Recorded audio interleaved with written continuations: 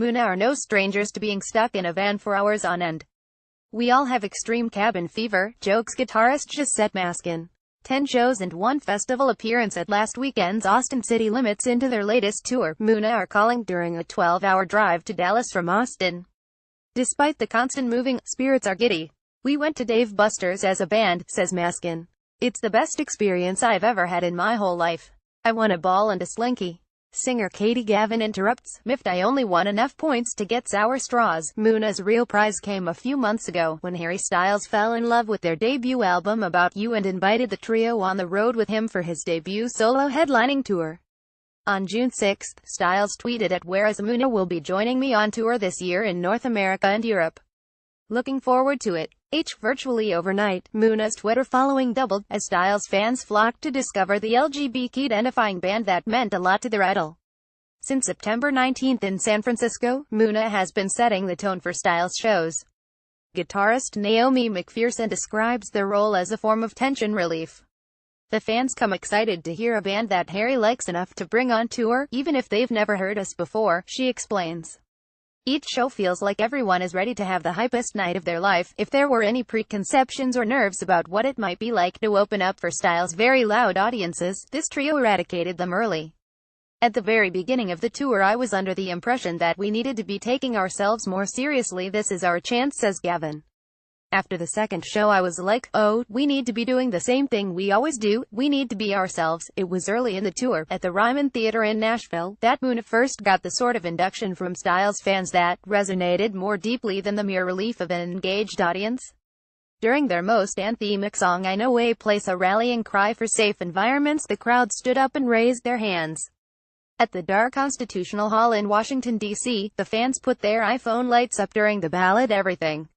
Every show, I have been so wonderfully taken aback by how gracious Harry's audience has been with us, says Maskin. Every show they are present, supportive and open, gaining new listeners and new fans in their own self-named Mooniverse is a welcome advantage to the Styles spotlight, but the group is also encouraged by the fact that the more pensive songs on About You continue to grow and take on more meaning with the new crowds as well.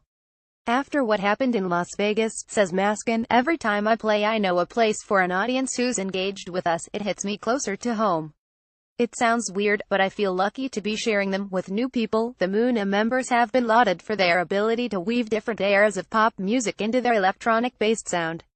Being on the Styles tour has had them chewing over how his performance decisions speak to the potential of pop music in 2017. For the fans, for instance, every night is a celebration, particularly for the younger females in the audience, who experience a party for girlhood and pride in one's identity. I was on the elliptical at some hotel we were at, listening to a podcast about climate deniers, offers Gavin. There was a quote from George Bush Sr. right after he won the election. He said, "We can now speak the most majestic words a democracy has to offer. The people have spoken." As soon as I heard that quote, it reminded me of Harry. I see this sea of young people every night who support this person with a simple message, and that's beautiful. The little we've got to know him, he truly embodies what he's trying to tell his fans, adds Maskin. It makes me want us to truly commit to sticking with our values and not just talking about it, but living it. McPherson says that the group has been ruminating on the concept of fandom a lot while traveling. Fandom intricately relates to activism, she says. They make shit happen in such a real way. Recently, for example, fans came together online to help Cardi B reach the top of the Hot 100 chart with Bodak Yellow. That is an example of the people casting their vote via streaming services, says Gavin. Fandom activism shows that young people are in control of the music industry now. Up next for Muna, the European leg of Styles tour, which begins on October 25 in Paris. What are they anticipating over there? Lots of bread, jokes Maskin. We're excited for the food. We've never toured Europe before, so it'll be nice to be in the car for 10 hours looking at signs in a different language. Even though we are jaded old farts, doing something new will soothe our old crusty souls.